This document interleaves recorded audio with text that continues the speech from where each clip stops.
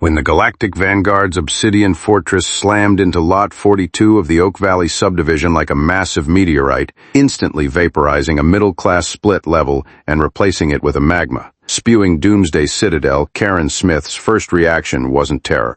It was absolute, unadulterated fury over the gross violation of the neighborhood's floor area ratio guidelines. It was a crisp Wednesday morning. Alien warlord Karak stood on a balcony built from human skulls, prepping his holographic broadcast to declare a 1,000-year era of enslavement upon this pathetic, lesser planet.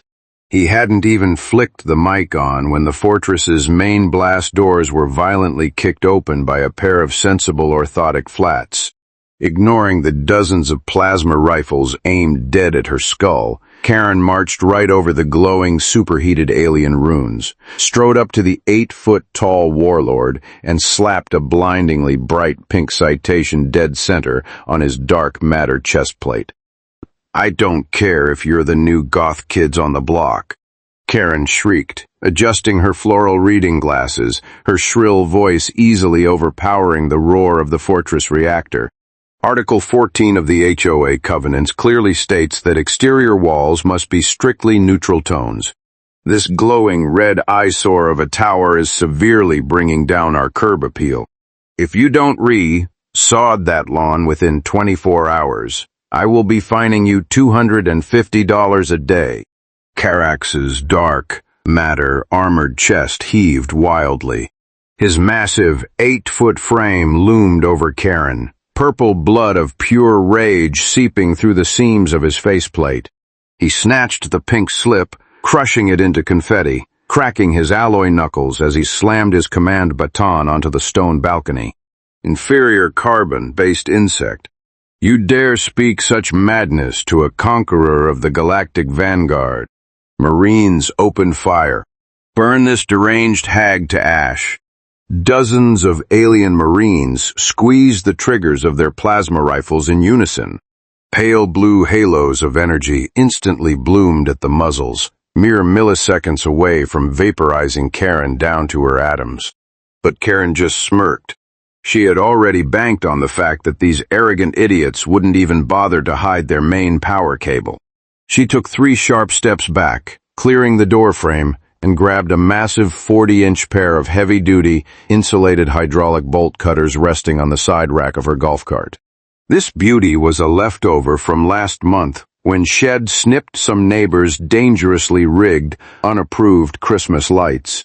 Wrapped in thick rubber handles, the hardened jaws could bite through 3-inch steel cable like butter.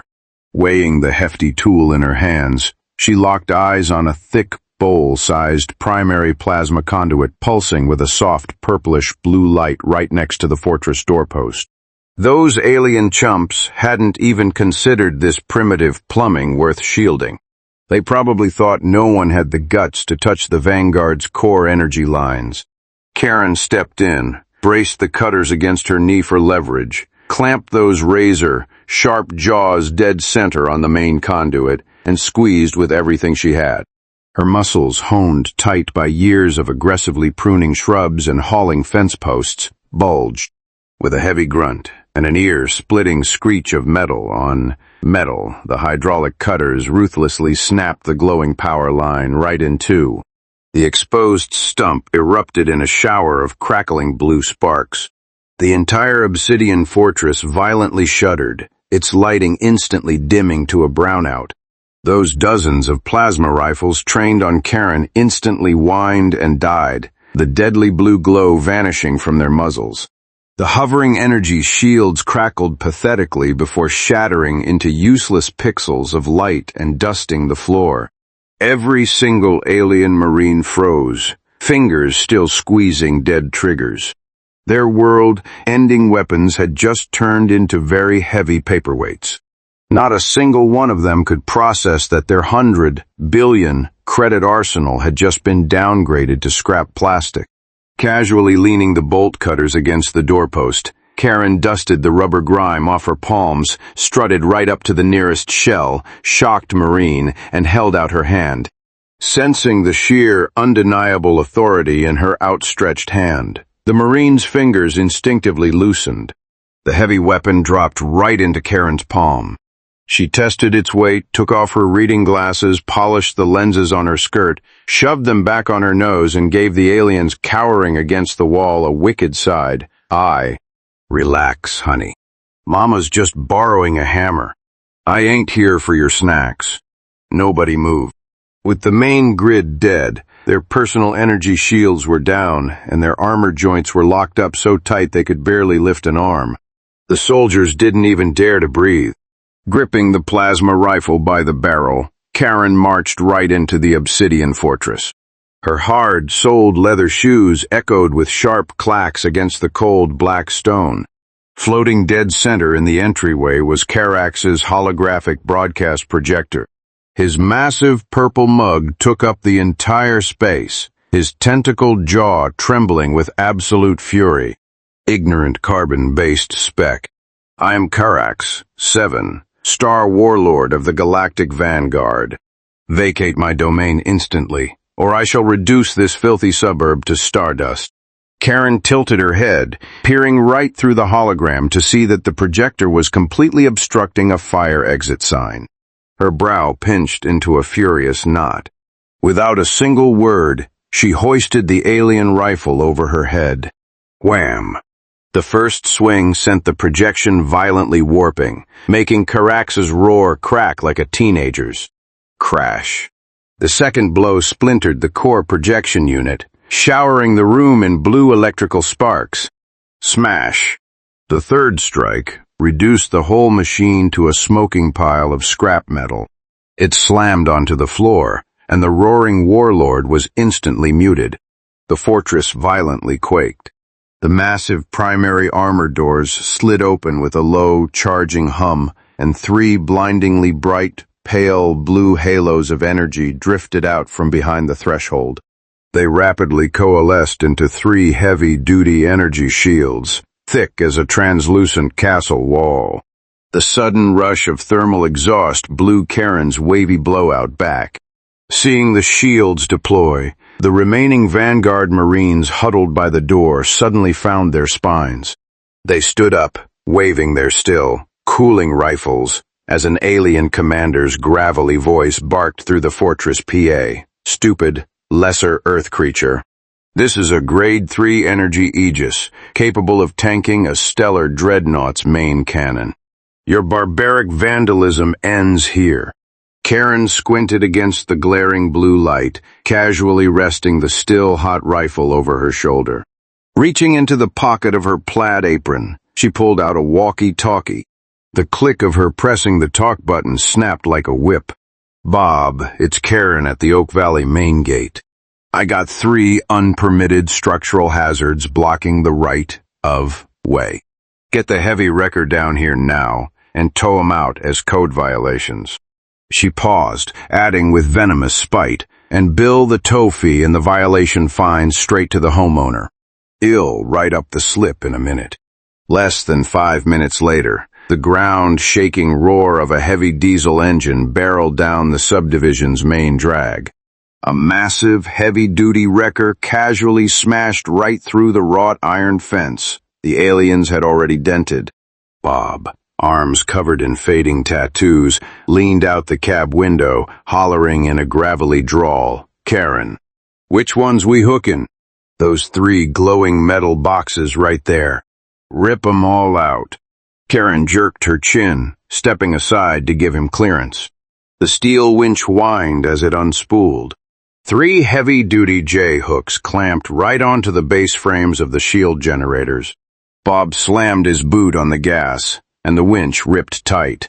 The pale blue energy shields flickered like strobe lights. Sizzling arcs of electricity rained sparks all over the steel cables, followed by the deafening screech of cracking foundations and snapping rebar. The entire obsidian fortress rocked 3 times, dust raining down through the main doors. With 3 explosive cracks, the energy halos winked out. All 3 shield generators, along with thick chunks of concrete foundation and their massive energy umbilicals, were violently yanked from behind the fortress doors. They tumbled end over end, crashing down onto a freshly mowed clover lawn, instantly turning half an acre of pristine green into a muddy crater. Karen scowled at the ruined grass. She spat a warning at the terrified aliens hiding behind the doorway, tearing up a communal lawn like that. The fine's gonna cost your warlord a whole damn battleship to pay off.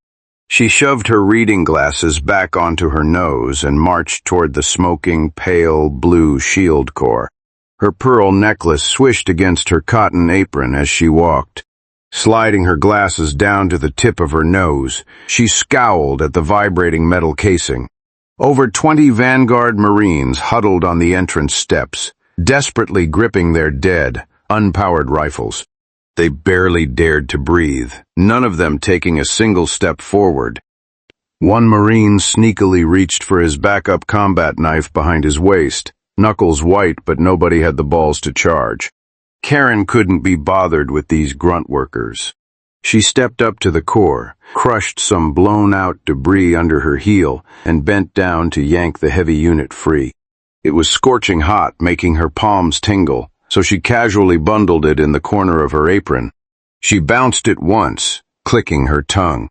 Got a nice heft to it. Perfect size to plug a leaky pipe. She marched around the perimeter wall to the edge of the magma moat. A wide cooling vent was aggressively burping out hot, sulfurous exhaust. This piece of garbage alien thermal loop had been venting right over the neighborhood's public storm drain since day one, and Karen had slapped it on the violation list the second it landed. That shield core Bob just ripped out was still holding a full charge, a perfect, ready-made bomb. Two brave Marines poked their heads around the corner.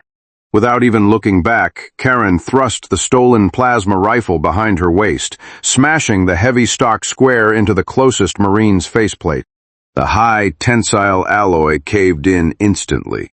The soldier shrieked, tumbling down the embankment and splashing heavily into the boiling magma moat. The second Marine froze, absolutely paralyzed. Karen bent down, shoved the smoking blue core straight into the cooling pipe, and gave it 3 vicious stomps to lodge it deep inside. She spun around, grabbed Bob, who was hiding behind the wrecker, and Beryl rolled 5 paces back. The second they ducked behind the truck tires, a deafening explosion echoed from deep within the plumbing. The raw, pale blue energy blasted right through the thermal loop, rupturing the outer hull. Boiling steam and molten metal violently blew out from the fortress vents. The dark matter citadel shook violently as its external heat warnings instantly redlined. The outer thermal loop was totally, irreversibly gutted. Karen dusted off her apron, stood up, and fixed her blowout. Clutching her violation ticket pad, she headed back toward the main gates, when out of the corner of her eye, she noticed a low branch snap in the shadows of the oak grove.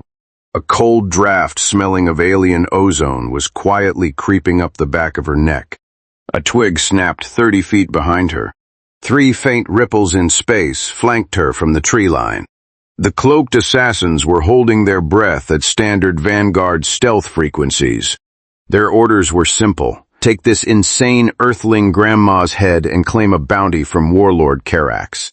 A nasty, cold smirk tugged at the corner of Karen's mouth. She casually shimmied over to the rusted green community sprinkler control box. Digging into her cotton apron, she fished out a set of brass keys, sporting a gold-plated HOA keychain. She even took the time to slide her reading glasses back on to double-check the zoning number on the box. Zone 3 sprinklers, covering the entire side Oak Grove. Perfect. The exact second she popped the brass lock and flipped the lid, an invisible plasma beam buzzed right past her earlobe, blowing half the green paint off the box. No goddamn home training, Karen spat, vandalizing community property. She gripped the high-pressure master valve and cranked it all the way open. 3-inch jets of high-pressure water instantly erupted from the concealed sprinkler heads under the trees. Freezing chlorine laced city tap water blasted the entire grove. An ear-piercing cacophony of electrical short circuits ripped through the air. Three massive blue glowing silhouettes instantly materialized. The Vanguard Marine's nano-optic active camo bubbled and melted on contact with the water. Their neck energy modules sizzled with black smoke, and their retinal sensors blew out in a shower of tiny sparks. Three 7-foot alien brutes stumbled blindly out of the woods, clutching their heads, dropping their short-circuited plasma rifles onto the grass with dull thuds. Karen brushed a speck of wood chip off her pearls. She tucked her pad, now bearing 3 freshly written citations, back into her apron, grabbed her captured rifle, and strolled toward the steaming front doors of the fortress. 2 steps later, she spotted a massive circular exhaust port near the base of the wall, still huffing out residual dark matter heat. Right next to it sat a heavy-duty fire hose coiled around a hydrant, still damp from last night's lawn watering. Karen let go of the rifle, bending down and reaching for the fire hose. Her calloused fingers locked around the rubber grip, giving it a brutal yank to unspool the line. The metal coupling clicked seamlessly into the street hydrant. She popped the safety latch with her knuckles and cranked the heavy brass valve, which groaned with familiar resistance.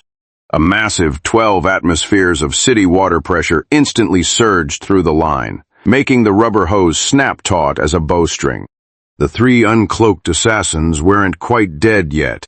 With their optics smoking and hissing, they drew their combat knives and lunged at Karen's back.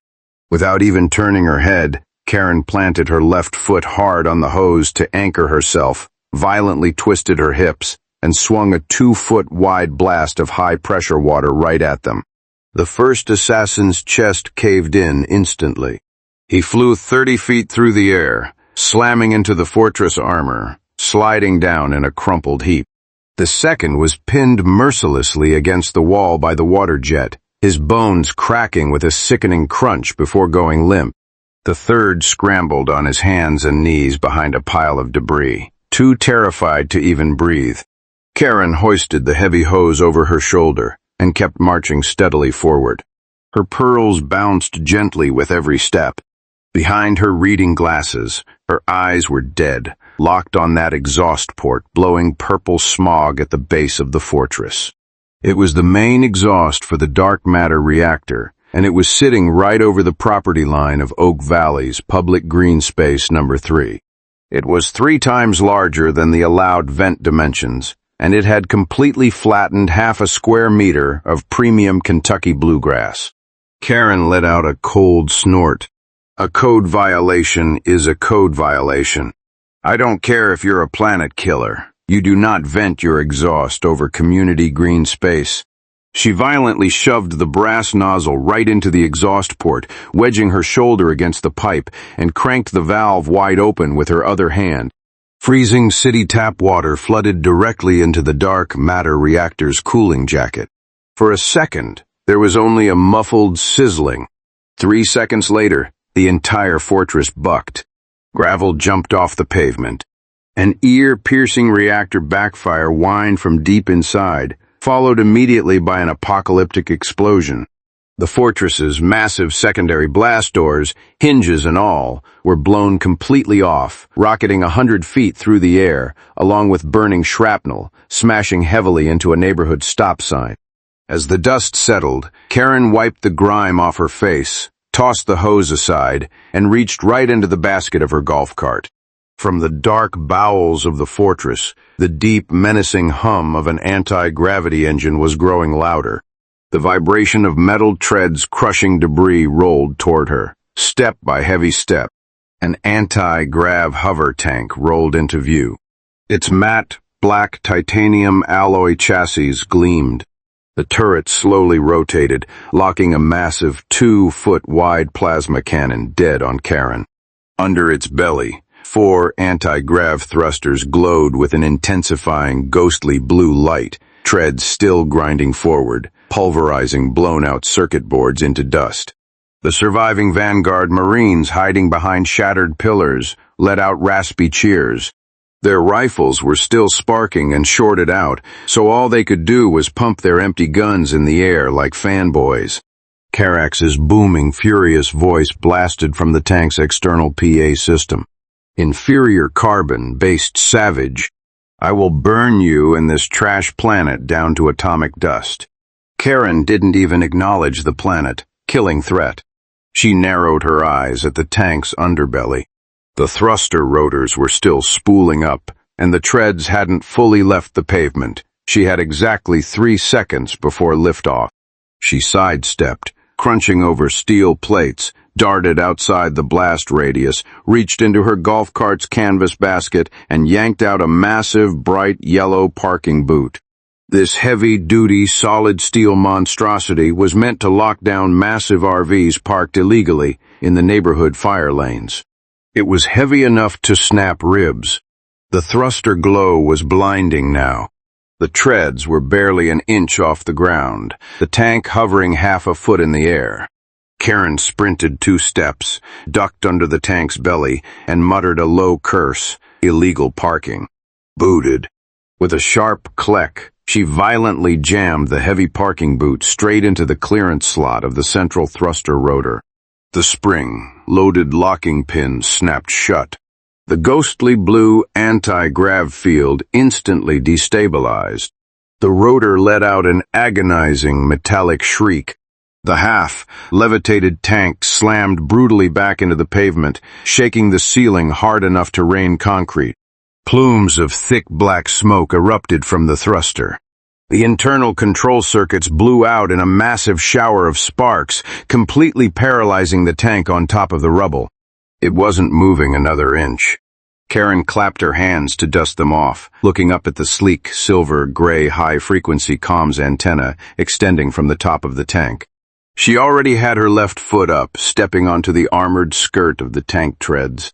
A dozen surviving Vanguard Marines charged out from the blown-out inner doors.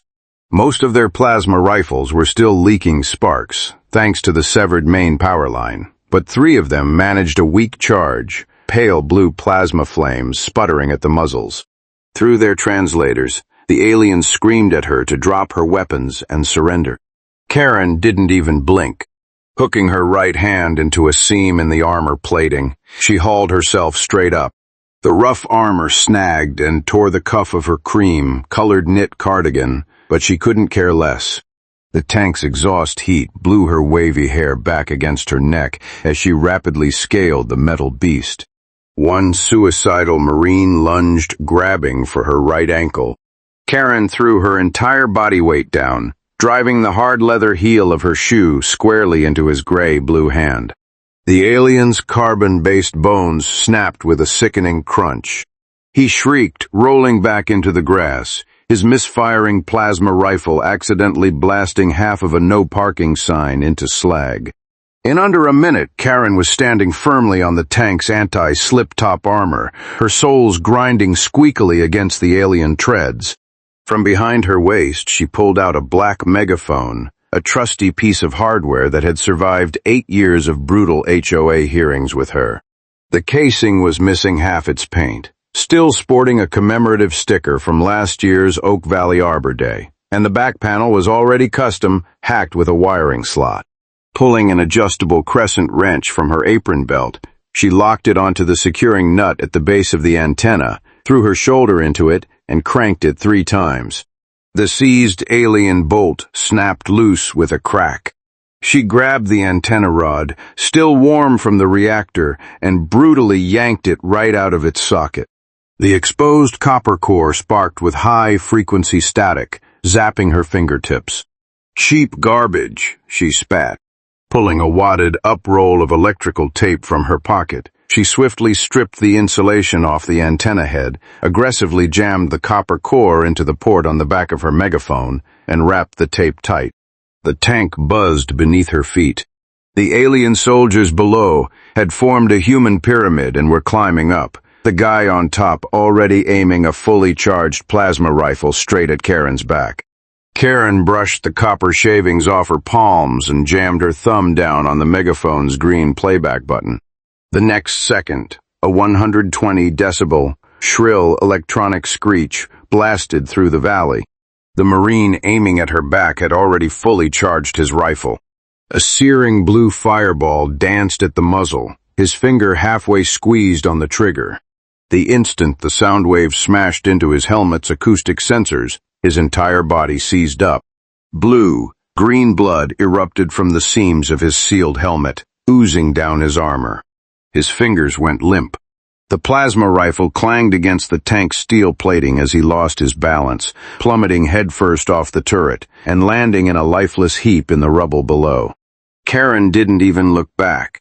She steadied her jury, rigged megaphone against the antenna rod, holding down the switch with one hand while tugging her slipping cardigan back onto her shoulder with the other. Her pearls gleamed aggressively in the midday sun. The looped recording of the Oak Valley Community Covenant fine schedule amplified through the high-frequency antenna, rolling like thunder across the entire battlefield. Any structure erected without prior written submission to the Architectural Review Committee, including temporary sheds, defensive fortifications, and dark matter citadels, constitutes a code violation. Initial offenses carry a $250 fine, with an additional $15 late fee applied for every 24 hours past due. Non-compliant structures will be forcefully demolished at the homeowner's expense. The Vanguard of the alien Marines stopped dead in their tracks. Their helmets' ultra-sensitive acoustic sensors were designed to pick up micro-communications in the vacuum of space. They absolutely could not handle the shrill, punitive volume of a suburban HOA crackdown. Within 10 seconds, half the squad was on their knees clutching their helmets, blue blood violently spraying from their visor seams as their auditory sensors catastrophically ruptured. The survivors tried to aim their rifles, but their neural link systems completely crashed from the auditory short circuit. Plasma rifles clattered to the ground one after another, exposed energy cells rolling aimlessly, some misfiring and blasting massive holes straight through their comrades' foot armor. The fortress's interior walls vibrated hard enough to rain dust. The dark matter exhaust port belched a huge cloud of gray smoke, and even the old wooden fence halfway up the hill rattled violently. Karen tilted her chin up, turned the megaphone slightly toward the remaining upright aliens, and violently cranked the volume dial to the absolute max. The piercing recitation of community bylaws made the tank's very armor plates buzz. The last standing Marines collapsed, grabbing their heads, emitting wet, meaningless gurgles from their throats, totally neutralized. In the shadows beneath the slope, a towering, 7-foot alien Marine captain slithered up the cracked armor stairs. His heavy combat boots crunched quietly on the rubble. His hardened, chitinous claws were raised, a mere 3 inches away from the megaphone's power cord. The captain held his breath, shutting off 90% of his sensory inputs just to execute this fatal strike.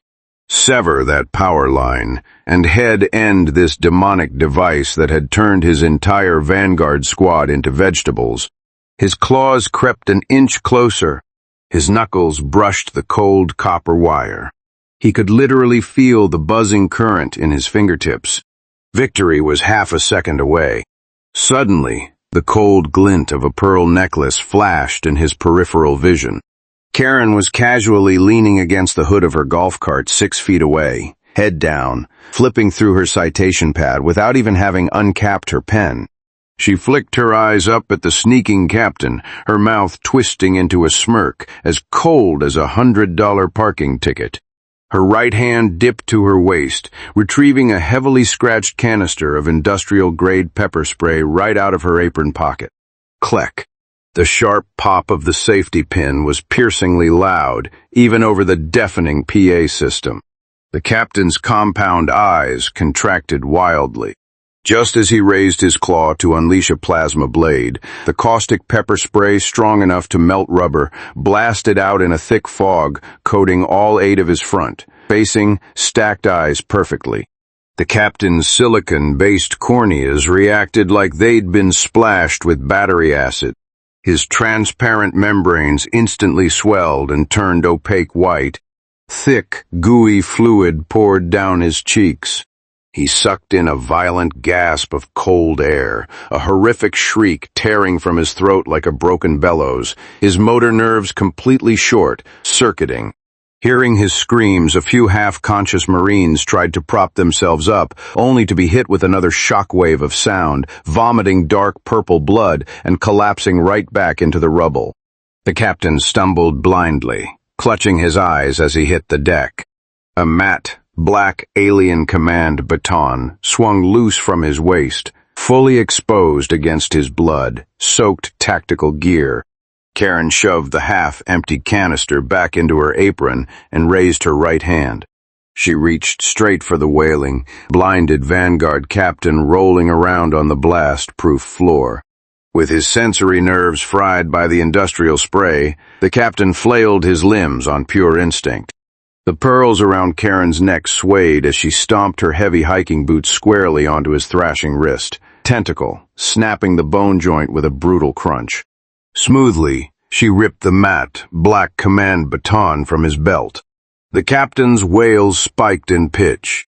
Acidic, clear fluid gushed from his dead eyes, soaking his dark gray chest piece and corroding hundreds of tiny pockmarks into the floor. The few remaining standing Marines were still bleeding profusely from their ear canals courtesy of the 120 decibel HOA bylaws. Their plasma rifles had long since become useless paperweights thanks to the severed power lines. Barking blindly, they charged her with bare claws, their metal boots clanging uselessly against the armored plating. Karen totally ignored the pathetic alien mosh pit. She jammed the command baton into her loose canvas belt, pulling out her tightly rolled ticket pad with her other hand. She tapped her ballpoint pen against the cardboard cover, her voice colder than the Citadel's alarms. Illegal trespassing on private community grounds. Unauthorized erection of military structures. Destruction of communal landscaping. That's $200 a pop. With the 7-day late fee, we are currently looking at $1,700. She wove through the groaning casualties, heading straight for the central control console, deep within the fortress. A lunging Marine completely missed his footing, smashing headfirst into the railing of her parked golf cart and collapsing into a bruised heap. The glowing blue command console was flashing wildly with red warning lights. Karen took one look and spotted a slot that perfectly matched the thickness of the command baton. She jammed the matte, black rod in hard. Her calloused thumb smashed the most obvious red lockdown button. The entire fortress violently juddered. A massive chain reaction of heavy metal locks echoed from deep within. Every single blast door to the armories slid shut on their tracks, locking bolts violently slamming into place. The muffled, frantic pounding of the reserve Marines trapped behind feet of solid armor could be heard crystal clear. Karen couldn't read a lick of the alien text scrolling across the monitors, and she honestly didn't care. She reached around her waist, her fingertips just grazing the cold, sharp handles of her pruning shears, when Warlord Karax's plaster, cracking roar echoed from the bridge, accompanied by the distinct crackle of an orbital comms array. The heavy alloy doors of the bridge blew open with a violent blast of dark matter. Warlord Karax stormed in wearing a scorched, cracked gold leaf cape, cracking his composite armored knuckles. Pale blue ionized smoke still drifted from the muzzle of the plasma rifle in his hand. Inferior carbon-based parasite. You destroyed my legion. You locked down my armory. I am calling down the orbital mothership to glass this pathetic suburb into atomic ash. Karax's roar rattled the bridge windows. The leftover sentries slumped against the walls, still leaking clear blood from their ruined acoustic sensors, heard the warlord's command, and desperately tried to use their useless rifles to prop themselves up, their armored boots scraping pathetically against the shattered glass. Karen didn't spare them a single glance.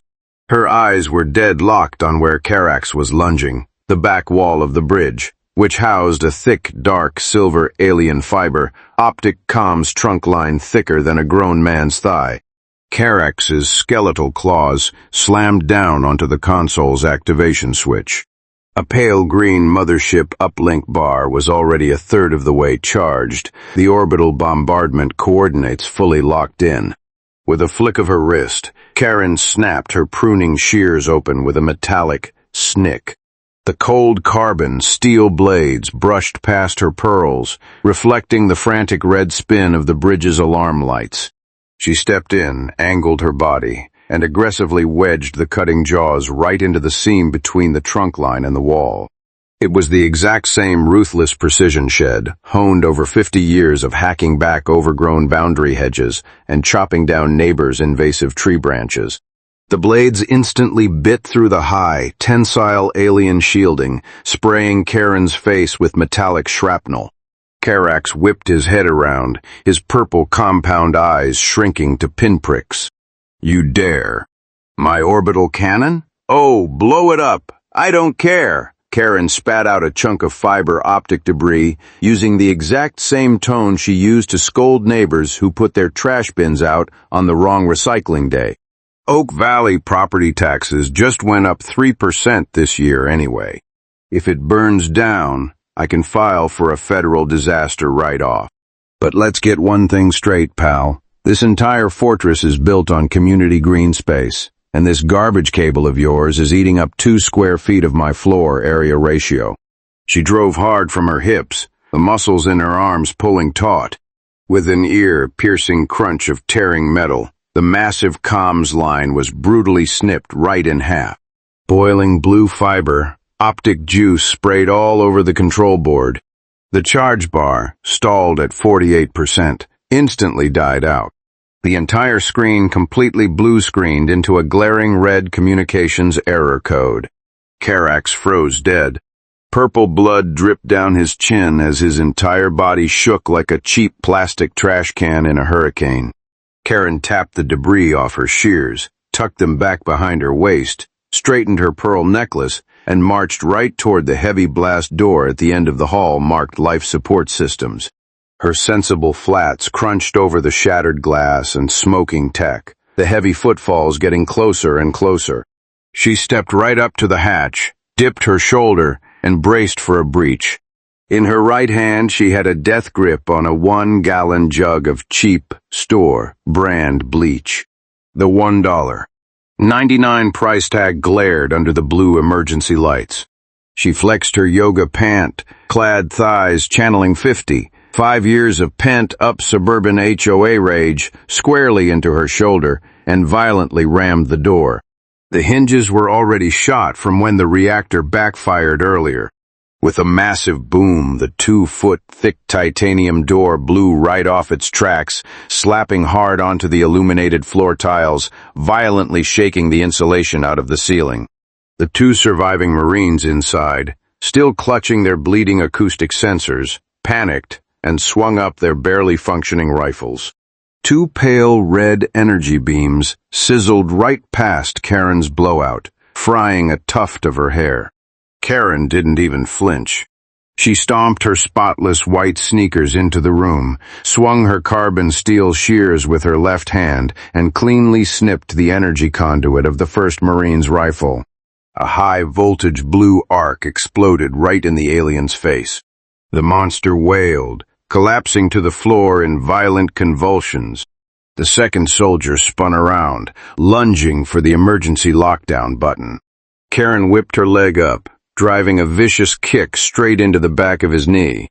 The alien's armor joint snapped with a sharp crack.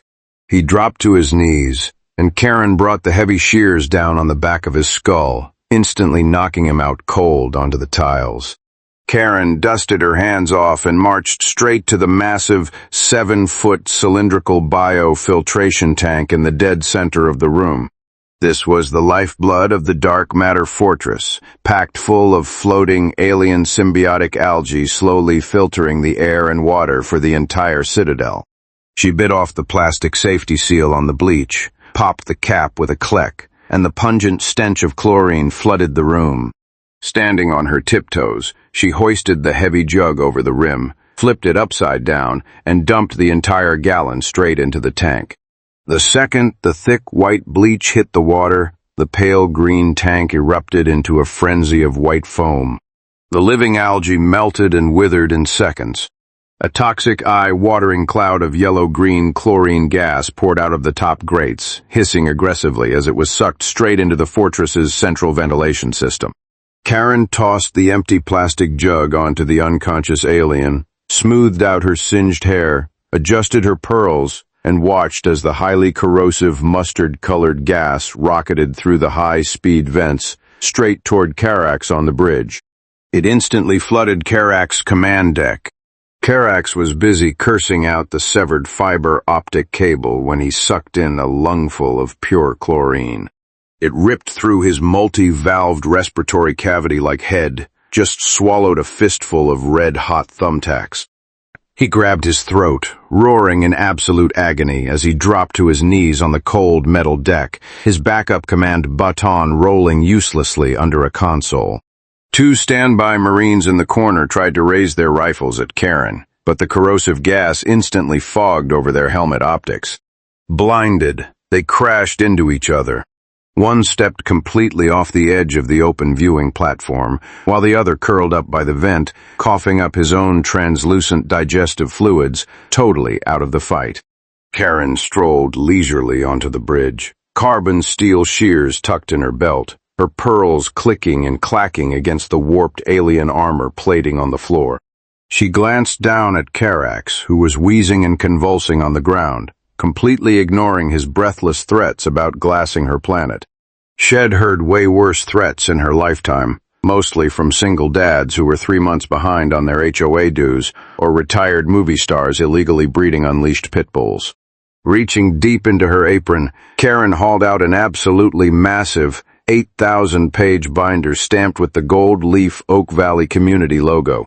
Grabbing a cheap black ballpoint pen, she slammed the monolithic property covenant contract onto the sparking central console. The sheer weight of the binder knocked a quarter-inch of dust loose, making the shaking Karax flinch. She clicked the pen open. Gripping it tightly with fingers heavily calloused from decades of gardening, she violently stabbed the pen tip right into the signature box on the final page. The 300-pound alien warlord was paralyzed on the floor. His high, polymer outer armor, dissolving from the chlorine burns, was peeling off in chunks. His mucus-coated red compound eyes locked onto the ridiculously small fine print. I voluntarily accept all community rules and regulations, agree to the annual $1,200 HOA fee, and assume full joint liability for the maintenance of all communal lawns. His trembling claw hovered in mid-air, terrified to even breathe. Karen leaned on the dark matter command console, wiping the residual bleach off her carbon steel shears onto her apron. She aggressively tapped the black pen on the signature line. Her wavy ash-gray blowout bounced as she moved. Daunt Dawdle, Warlord. Once you sign this, your 12,000-ton dark matter citadel is officially registered on the Oak Valley property rolls. Dues are subject to a 10% late fee for every day. You're delinquent. You really want to lose your public parking spot for your Dreadnought? Karax coughed a wet, chlorine-scented splat onto the console, his shivering claw snatching the pen to scrawl his jagged signature onto the line. Karen immediately snatched back the 8,000-page contract, snapped it shut, and shoved it into her tote. Reaching out, she grabbed his cape, embroidered with the golden Vanguard insignia, and violently ripped it off. She wadded it up and shoved it into her apron. Community bylaws prohibit the display of unauthorized flags or insignias on exterior structures. I'll be taking this. Makes a decent rag to wipe down my golf cart seats anyway. She shoved open the warped blast doors, whistling sharply at the golf cart parked by the lawn. She yanked out a gas-powered Honda push mower, ripped the pull cord to fire it up, let the engine roar, and shoved the handle right into Karax's trembling claws. Jerking her chin, she pointed toward the 83 square feet of scorched communal grass ruined by the explosion. You see that? You burned that up when you blew your own blast doors. The grass is half an inch off, and 3 patches of dirt need leveling. Per the HOA bylaws, The violator is fully responsible for all landscaping remediation. I want it leveled, seeded, and watered 3 times before sundown." Karak stared dead-eyed at the vibrating mower in his hands. He looked up at Bob the tow truck driver, who was leaning against his wrecker, cracking a cold beer and acting as a very menacing foreman. Then he looked at Karen, who was already settled back in her golf cart, adjusting her pearls to go patrol the next block. She leaned out and waved her shears at him. "Oh, and the gas for the mower is $10 an hour. Just tack it onto your annual dues. Pay late, and slap a padlock on your reactor's water intake valve." The pale golden sunset washed over the Oak Valley subdivision's front entrance sign. Right next to it, a brand new, freshly nailed brass plaque gleamed in the light, the gold leaf lettering perfectly clear, Dark Matter Citadel No. 1. Title owner, Oak Valley Homeowners Association. President, Karen Smith.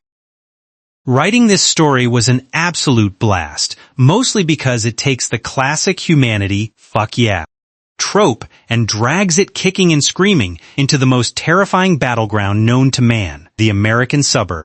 When I was conceptualizing this latest entry for the Deathworld Archives, I wanted to play around with the idea of technology disparity. Usually in sci-fi, that means scrappy humans using kinetic weapons to shatter alien energy shields. But what if the ultimate human ingenuity isn't a bigger gun, but our sheer, unyielding weaponization of bureaucracy and petty rules? Karen represents the absolute apex predator of the suburbs.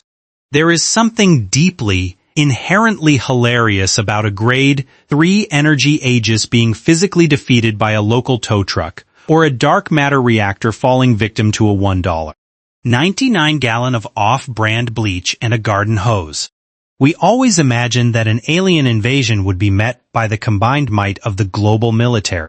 But honestly, a fully armed Vanguard Legion doesn't stand a snowball's chance in hell against an HOA president whose property values are being threatened.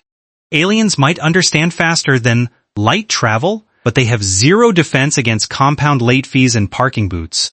To everyone tuning in to Apex Humanity, I hope this story gave you a solid laugh.